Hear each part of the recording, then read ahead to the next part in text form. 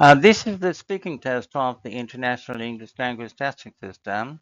Hello, my full name is Arthur Smith. Can you tell me your full name, please? Hello, my name is Simran Tosh Sharma. And what shall I call you? Well, some people call me Simran, and some others call me Simi. So you can call me Simran. I prefer that. Thank you. Thank you, Simran. You tell me, where are you from? I'm from a town called Palangpur. It is basically located at the border of Gujarat and Rajasthan in India. Our state is located in the western region of India. All right. That's all good. So, in the first part, you will talk about your current living arrangement. Do you live in a flat or a house? Right now, I live in a small flat on the third floor. Basically, I share it with two other girls from my college. They are my friends, and yeah, we have plans to move to a house near my college. I guess that will be more convenient for us. What's your favorite room at home? I like my bedroom actually. It is very cozy and bright. I have decorated it the way I want, so there is pleasant atmosphere. I spent most of my time in there, studying, listening to music, etc. What would you change about your home? Well, the kitchen is very small, so I would like it to be a bit bigger and more modern, and with a lot of cupboards and more counter space. Also, I would like to have a small garden as I like to grow my own veggies and flowers. Now, moving on onto sports and games. What games are popular in your country apart from sports games such as the hide and seek are popular among kids when they are playing outside. Young children as well as teenagers play cricket actually very often.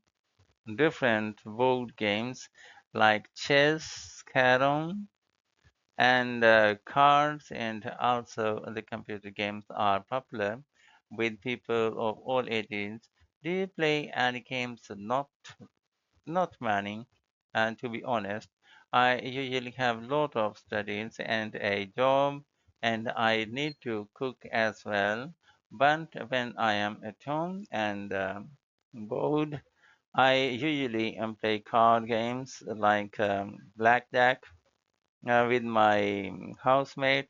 So, how do people usually learn to play a game? If it is a sport like a cricket or football, or a game like chess, carom, or cards, for example, I assume they learn by watching other people play them and see what moves they make and try to do the same when they are playing in time. With the practice and determination they learn to play. When do you think it is important for children to play games? Absolutely, yes. It is important that they play all kinds of games. I think those that are played outside keep them physically fit, as well as board games, computer games, or cards that keep them mentally alert. Now, let's talk about flowers. Do you like to have flowers in your home? Yes, I absolutely love flowers. We usually have a mass of fresh flowers on our dining room table. I don't know, but I think flowers spread positive energy and vibes. That's one to make me happy. Uh, where would where would you go to buy flowers? I could go to several places like the supermarket or the open air market near my house. However, if they are to be given to somebody special, I would go to a florist because they have a large variety and they make nice arrangements with them. On what occasions would you give someone flowers personally? Personally, I give flowers to my mother on Mother's Day and to my best friend on her birthday. I don't give flowers on any other occasion, but sometimes the people bring flowers for you if they are invited into dinner. Valentine's Day. Valentine's Day is a time when people give flowers too. Now, moving on to the second part of the test, I'm going to give you a topic and I'd like you to talk about it for 1 or 2 minutes. Before you talk, you have 1 minute to think about what you're going to say. You can make some notes if you wish. Do you understand? Yes. Thank you. Here is your topic. I want you to describe an occasion when someone visited your home. Are you ready? Remember, you have 1 or 2 minutes for this. So don't worry if I stop you. I'll tell you when the time is up. Hey, can you start speaking now, please? Well, last summer, one of my close friends, Misha, who now lives and works in New York, came to Vancouver for a holiday in New York holiday. She lives in Alberta. And we both are from the same hometown back in India. I had not seen her for about 3 years, and I wanted to see her while she was in Canada. And before she left for the US and to start her new job, I invited her to our house, coop dinner, and also offered her to stay overnight. Needless to say, she accepted my invitation and she was looking forward to visiting us. On the day of her arrival, we went into the airport and picked her up. Um, I was so delighted to see her and very excited to hear about what she had been up to. When we got home, my housemates kept welcomed her warmly and made her feel at home. My friend cooked a very special Indian delicious delicacies that she probably is missing because now that she is in America, when the dinner was ready, we sat at the dining table and had that delicious meal. And during this time, we were all quizzing her about her new job, um, room, her future life in New York, and her future plans. Right after the dinner, we all kept talking about many other things like childhood memories and kept gossiping about our friends. The conversation was endless, to be honest. It's nice. And so, when was the time you spoke to this person? Yeah, it was last weekend. We had a Skype call. Oh, okay. Now let's move on the third part of the speaking test. We've been talking about the subject of visitors. I'd like to discuss this subject with you with some other general questions relating to this topic. First, tell me, how do people treat visitors in your country? To begin with, I believe people in my country are very hospitable. When a visitor comes to their house, they welcome them warmly and treat them politely and with respect as soon as they arrive, and they also offer them a drink of tea or coffee and some kind of sweets that they might have also prepared a meal, or they will order a takeaway depending on the situation and the occasion. Generally speaking, the people of my country are very warm and kind hosts. What are the benefits of staying with a friend when you visit a new place? The first thing that springs to my mind is that it is less expensive. The reason for this is that you don't have to pay for accommodation, and you can prepare some meals at home, which is cheaper than eating out. Another thing is that you don't feel lonely or afraid in a certain place, and your friends will always be there with you. Always, if you want to do some sightseeing, you won't need maps or guides because your friends can show you around and to tell you where to go. Then, what are the advantages of staying in a hostel instead?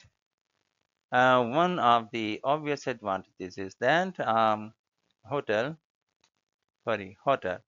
Hotel offers great facilities, and these could be a swimming pool or cafeteria or a tennis court. For example, the rooms are heated or air conditioned, and you don't have to clean up or make your own bed. And so it is more comfortable and relaxing. Also, and there is room service where you can order anything like meals, and also you get a lot of privacy. Do you think hospitality is more or less important than it was in the past? And that's an interesting question. In my view, hospitality and today is just as important as it was in the past. What I mean is that when you visit somebody's house, you want them to welcome you warmly and make you feel special. And if they don't, then you won't have a good time, and you might not go back again. And the same applies with hospitality in a new country. If you are hospitable tourists will return in the future, and this will benefit your country. And this is what applied in the past, and the still applies now, as far as I am concerned. Okay, and now moving on to talk about benefits of traveling abroad. What do you think people can learn from traveling to other countries? They can learn numerous things as traveling broadens the mind. They can experience the different cultures and learn about the other people's customs and traditions also. And they can learn about their music and lifestyle. Another thing is that they can learn about their traditional cuisine and about the way they think and behave. Do you think traveling to another country can change the way people think? As I believe so, when you visit a new country and actually experience how those people live, see, want, and their needs are, learn how they think and behave only, and they will, uh, or then will you be fully aware of the certain things about them that you had not realized before. This will help you overcome any prejudices that you may have had and become less narrow-minded. Without traveling abroad helps break down the natural barriers and contributes to international understanding between nations. Do you think a community can benefit if some of the people who live there have experience traveling to other countries? It definitely can be a benefit. And those people who have traveled abroad would most likely to have been exposed to different ways, ideas, or systems. Okay, can you elaborate a little more on this? Sure. I mean, if they have seen or learned something, a positive something that works in a better way, for instance, and try to implement it in their community, it would be beneficial for everyone. Also, I believe that these people would be more open to new ideas and would influence the other members of the community to accept progressive changes. That's wonderful. And we are at the end of this speaking test. Thank you. Um, thank you. Thank you so much.